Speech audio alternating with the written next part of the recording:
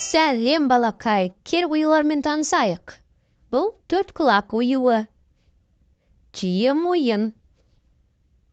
Түйе табан. Келесі ою қас табан. Ал мына ою қошқар мүйіз деп аталады. Құс қанатты оюы. Өрмекші оюы. Ал мынау гүл оюы. Келесі су оюы. Ал мынау жұлдыз оюы. Қанекей, енді өзіміз қайталайық. 1, 2, 3, төрт құлақ.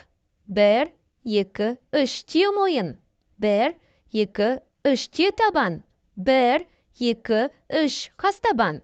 1, 2, 3, қошқар мүйіз. 1, 2, 3, құс қанаты. 1, 2, 3, өрмекші. 1, 2, 3, гүл. 1, 2, 3, су.